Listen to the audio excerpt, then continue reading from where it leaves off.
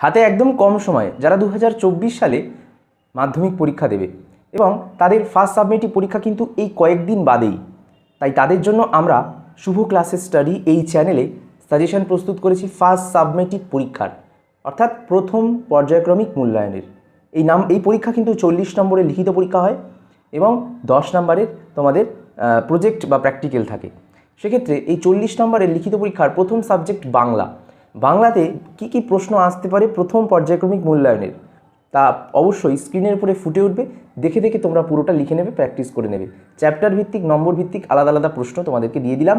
তোমরা যে কোনো স্কুলেরই হও না কেন, রাজ্যের যে কোনো প্রান্তের স্কুলেরই হও না কেন, এবছর এই প্রশ্নগুলিকে স্যারেরা, শিক্ষক শিক্ষিকারা বেশি করে জোর দেবে, বেশি করে পরীক্ষায় দেবে ফার্স্ট ইউনিট টেস্টে। দেখে নাও তা একবার।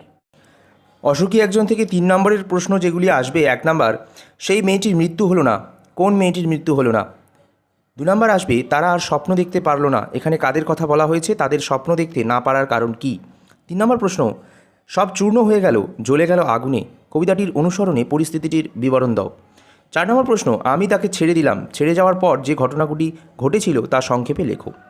এরপর আমরা এই কবিতার 5 নম্বরের যে প্রশ্নগুলো আসতে পারে সেগুলো জেনে নিই। 1 নম্বর প্রশ্ন, তারপর যুদ্ধ এলো, কিসের মতো যুদ্ধ এলো, তার কী পরিণতি ঘটলো। এখানে এলোটা আলো হয়ে গেছে, একটু টাইপিং মিস্টেকের জন্য তোমরা ঠিক করে নিও। নেক্সট, আয় আরও বেঁধে বেঁধে থাকি, এই কিন্তু আগের যে প্রশ্নটা আমি বললাম এটা কিন্তু 5 নম্বরের। এরপর আয় আরও বেঁধে বেঁধে থাকি কবিতাতে 3 নম্বরের প্রশ্ন আসতে পারে। দেখো 3টি লাইন আমরা এখানে দিয়েছি যেটি খুব গুরুত্বপূর্ণ বলে মনে করা হচ্ছে। 1 নম্বর, আমাদের পথ নেই কোনো, বা পৃথিবী হয়তো গেছে মরে, আমরাও তো এই মুহূর্তে মরে যাব নাকি।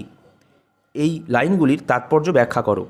এই লাইনগুলিকে তোমরা ভালো করে তাৎপর্যগুলো পড়ে নেবে।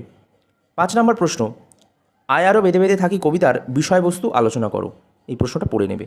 এরপর গল্প জ্ঞানচক্ষু, সেখান থেকে 3 নম্বরের প্রশ্ন যেটি আসবে সেটা হলো, এই বিষয়ে সন্দেহ ছিল তপনের, কোন বিষয়ে তপনের সন্দেহ ছিল। 2 নম্বর প্রশ্ন, রত্নের মূল্য জহুরির কাছেই, রত্ন ও জহুরি বলতে কী বোঝানো হয়েছে, উদ্ধৃত উক্তিটির তাৎপর্য বুঝিয়ে দাও। 3 নম্বর প্রশ্ন, পৃথিবীতে এমন অলৌকিক ঘটনাও ঘটে, কোন ঘটনাকে কেন অলৌকিক বলা হয়েছে। 5 নম্বর প্রশ্ন, জ্ঞানচক্ষু গল্প অবলম্বনে তপনের চরিত্র বিশ্লেষণ করো। এই প্রশ্নটি পড়বে জ্ঞানচক্ষু থেকে 5 নম্বরের। নতুন মেশোকে দেখে জ্ঞানচক্ষু খুলে গেল তপনের, কিভাবে তপনের জ্ঞানচক্ষু খুলেছিল, তপনের প্রকৃত জ্ঞানচক্ষু কিভাবে খুলেছিল। প্রশ্ন আশা করি দেখে তোমাদের মনে হচ্ছে 2022 সালের প্রশ্ন কিন্তু এবছর ইম্পর্টেন্ট। অবশ্যই 2022 সালের প্রশ্ন ইম্পর্টেন্ট যারা 2024 সালে মাধ্যমিক পরীক্ষা দেবে।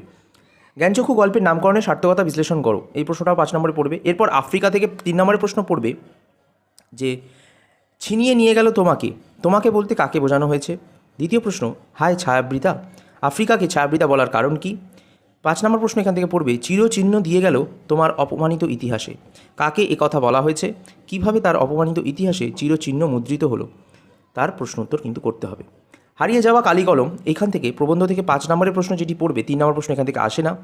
5 নম্বর প্রশ্ন পড়বে, 1 নম্বর, আমরাও কালিও তৈরি করতাম নিজেরাই, কারা কালি তৈরি করতেন, তাঁরা কীভাবে কালি তৈরি করতেন।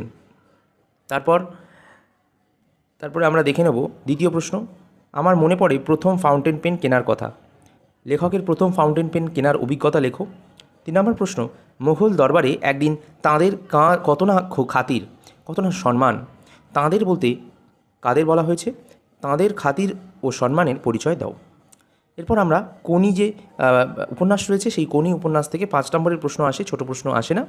সেখান থেকে প্রথম প্রশ্ন আসবে, কোনি উপন্যাসের বিষ্ণুধরের চরিত্রটি পরিচয় দাও, বা বিষ্ণুধরের যে ডায়েট প্ল্যান বা ডায়েট মেনটেন করতেন সেটা নিয়ে একটু লেখো, তাহলে পড়ে নেবে। এরপর 2 নম্বর প্রশ্ন, প্রথম দিকে লীলাবতী বিদ্রোহী হয়েছিল, লীলাবতী চরিত্রের পরিচয় দাও। 3 নম্বর প্রশ্ন পড়বে, 4 বছরের মধ্যেই প্রজাপতি ডানা মেলে দিয়েছে, প্রজাপতি কি, আগে কার তত্ত্বাবধানে প্রজাপতি ঠিকমতো ডানা মেলতে পারেনি, কেন, এখন কার তত্ত্বাবধানে প্রজাপতি ডানা মেলে দিয়েছে এবং কিভাবে।